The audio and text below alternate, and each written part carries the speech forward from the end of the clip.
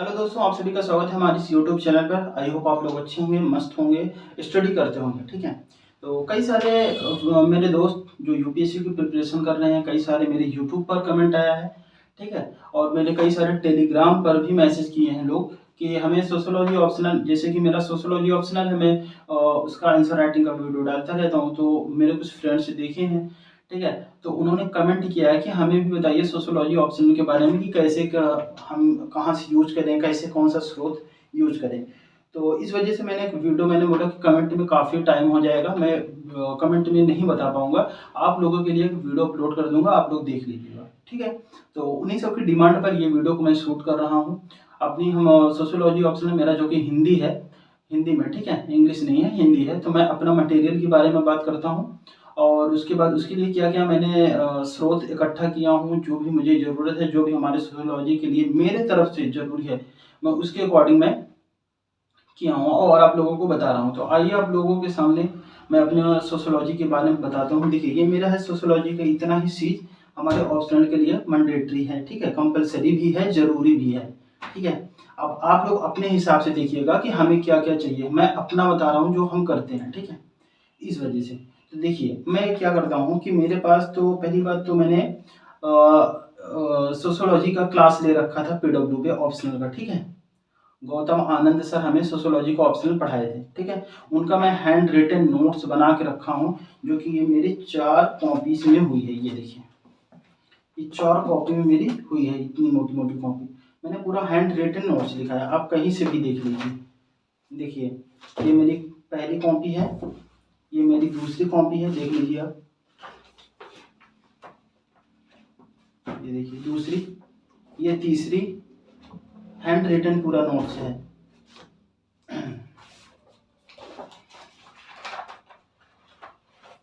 देखिए, ये 4 कॉपी में कंप्लीट हुआ है मेरा ऑप्शनल, ठीक है? ये तो अलग चीज़ें हो गई कि हाँ चलिए मैं क्लास लिया, ये किया।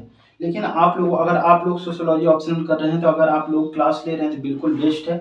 नहीं लेंगे तो फिर भी आपको क्लास लेना पड़ेगा, क्योंकि आप समझ नहीं पाएँगे। ऑप्शनल है, ठीक है? जीएस होता तो ठीक है, एक बार चल जाता, लेकिन ऑप्शनल को आपको क्लास लेना पड़ेगा, ठीक है? अगर आपका बैकग्राउंड था कि ये सोशियोलॉजी से, तब तो फिर ठीक है, कोई बात नहीं। देखिए, आप लोगों को क्या करना है, अगर आप लोगों को सोशियोलॉजी लेना है तो सबसे पहले आप लोगों को एनसीईआरटी पढ़ना होगा। ये वाली बोलते हैं कि 11th और क्या बोलते हैं, 11th और 12th की पढ़ लो, लेकिन मैं बोलता हूँ कि 11th की दोनों पढ़ो और 12th की दोनों पढ़ो, बेस्ट है। ठीक है, ये देखो मैंने ये कक्षा 11 की है, समाज शास्त्र कक्षा 11 और पाठ्य पुस्तक, ठीक है, समाज शास्त्र का। फिर उसके बाद आ जाता है, ये है मोस्ट इम्पॉर्टेंट है, समाज का बोध, ठीक है, सोशियोलॉजी के लिए। फिर ये आ जाता है क्लास 12th का भारतीय समाज समाजशास्त्र, ठीक है, ये चीज हो गया। उसके बाद ये आ जाता है भारत में सामाजिक परिवर्तन, ये भी क्लास कक्षा 11 की 2 और 12 की 2, इसे मैंडेटरी है, कंपलसरी है, इसके पढ़े बिना आप सोशियोलॉजी भी समझ नहीं पाएंगे। अगर ये पढ़ लेंगे तो आप, अगर आपका बैकग्राउंड था तो आप क्लास नहीं भी लेंगे तो आप समझ पाएंगे। ठीक है, तो ये हो गया एनसीईआरटी की बात। हम आपको एनसीईआरटी बता दिए कि आपको एनसीईआरटी जरूर जरूर जरूर पढ़ना है, इतना हम कई बार आपसे बता दिए। ठीक है, ये हो गया एनसीईआरटी की बात। फिर उसके बाद ये नोट्स है ही है। नोट्स अगर आपके पास नहीं है तो आपको क्लास लेना है, अगर आपका बैकग्राउंड है तो आप अपने हिसाब से कवर कर सकते हैं। ठीक है, ये मेरा हो गया, नोट्स हो गया। ठीक है, इसके बाद मेरे पास ये थिंकर्स की बुक है, ये देखिए, ये Karl Marx, Auguste Comte, Max Weber, Emile Durkheim, ठीक है, हर्बर्ट स्पेंसर, ठीक है, जीएस घुर्रे, ये सब इसमें थिंकर्स के हैं, विचारक के हैं इसमें, ये देखिए। ठीक है, ये इम्पॉर्टेंट है, आप थिंकर्स में पढ़ सकते हैं। अगर क्लास नहीं ले रहे हैं तो आप थिंकर्स को इसमें से कवर कर सकते हैं। ठीक है, थिंकर्स मोस्ट इम्पॉर्टेंट। ठीक है, ये हो गया। ये हो गया सामाजिक समस्याएं, राम आहूजा की बुक है, आप ये कवर कर सकते हैं। ठीक है, ये भी पढ़ सकते हैं, बेस्ट है।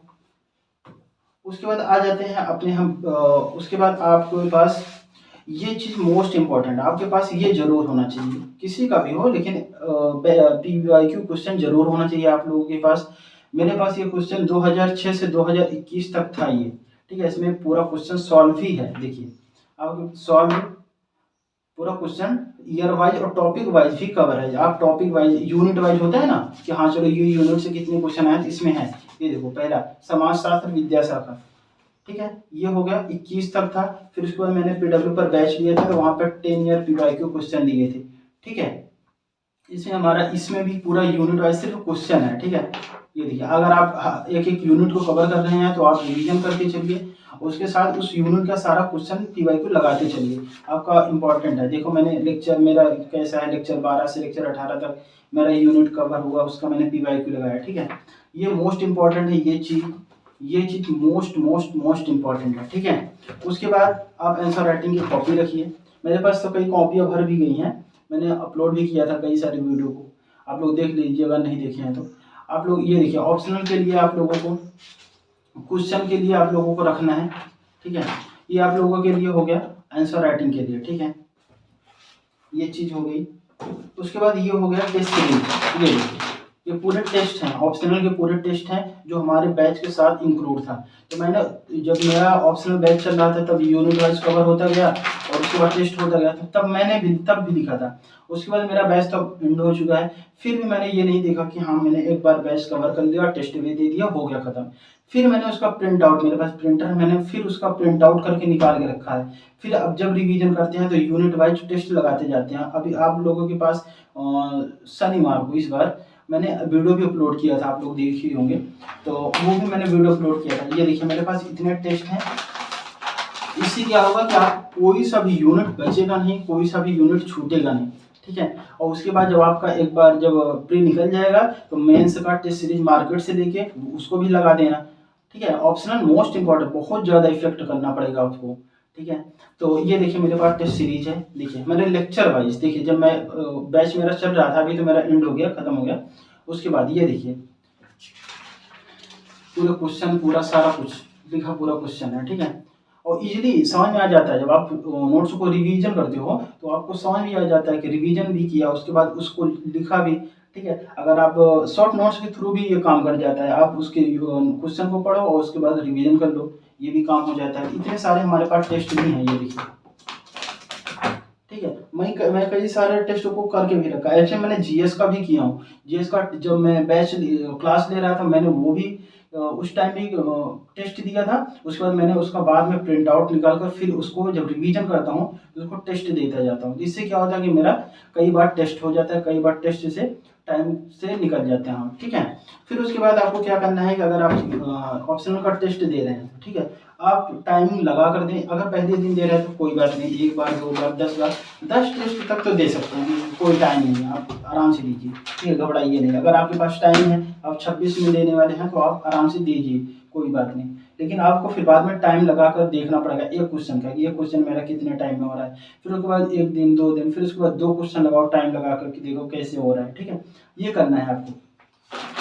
बाकी आप लोग कमेंट करिएगा, बताइएगा कि वीडियो कैसा लगा। और आप लोग क्या करिए, अगर क्लास नहीं ले पा रहे हैं तो आपको हमें कमेंट करिएगा, तो मैं आप लोगों को कुछ नोट्स जो इम्पोर्टेंट होगा, जो आप लोग कहिएगा, जैसे थिंकर्स हो गए या कुछ होगा, उनको मैं प्रोवाइड कर पाऊंगा। ठीक है, मैं अपना लिंक कमेंट बॉक्स में करिएगा, तब हम आपको टेलीग्राम लिंक अपने कमेंट बॉक्स में लिंक पिन कर देंगे, आप वहां पर जाकर उसे ले सकते हैं। लेकिन आप कमेंट करिएगा कि हमें ये थिंकर्स का नोट्स चाहिए, तो हम अपना हैंड रिटन या तो जो हमारे क्लास नोट्स के दौरान मिला है वो हम आपको दे सकते हैं। ठीक है, तो आई होप आप लोग समझ गए होंगे क्या करना है। लेकिन आपको एक चीज और करना है। ठीक है, हम आपको बता देते हैं। देखिए मैंने लिख के रखा है अपने पहली कॉपी में, ताकि खोलते ही आपको पता चल जाए। ठीक है, ये मैंने, देखो मैंने पूरा ऑप्शनल का हैंड रिटन सिलेबस लिखा है, इतना बड़ा सिलेबस पहले हाथ से लिखा है। ये देखिए पूरा ये सिलेबस है। ठीक है, समाजशास्त्र के लिए पुस्तक के स्रोत आप लोगों को बता दिया, उर्दू कक्षा 11 और 12 की पढ़ लेना है। ठीक है, फिर उसके बाद आपको क्या करना है, गूगल पे जाना है, गूगल पे टाइप करना है ई ज्ञान कोश। ई ज्ञान कोश पे वहां जाकर इग्नू बीए का पाठ्यक्रम समाजशास्त्र, और उसका कोड है ईएसओ